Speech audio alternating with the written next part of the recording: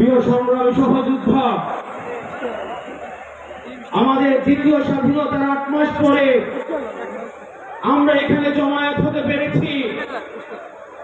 আমরা যেসব দাবিতে জমায়েত হয়েছি আজকে, সেটি আমাদের জন্য গর্বের কিছু নয়, বরং এটি আমাদের জন্য লজ্জা। ৫ই আগস্ট সিদ্ধান্ত হয়ে গিয়েছে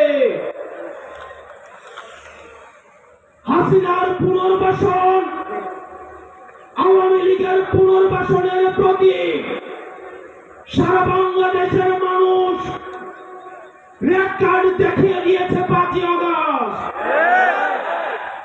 ৫ই আগস্টের পরে ৫ই আগস্ট আমরা সিদ্ধান্ত জানিয়ে দিয়েছি, এই ভূখণ্ডে আওয়ামী লীগের আর পুনর্বাসন হবে না। সেই আওয়ামী লীগ আমাদের দাড়ি টুপিওয়ালা ভাইদেরকে বাইতুল মুকাররমের সামনে থেকে টেনে টেনে রাস্তায় নামিয়ে এনেছিল, সেই আওয়ামী লীগের আর পুনর্বাসন হবে না।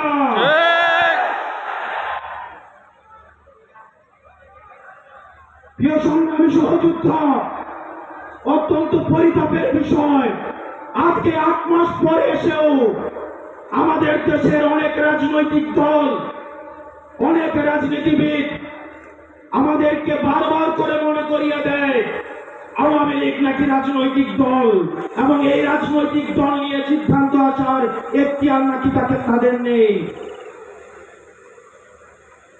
ডক্টর মোহাম্মদ ইউনূস গত কিছুদিন আগে বলেছেন আগামী নির্বাচনে আওয়ামী লীগ অংশগ্রহণ করবে কি করবে না সেটি সিদ্ধান্ত নাকি আওয়ামী লীগের।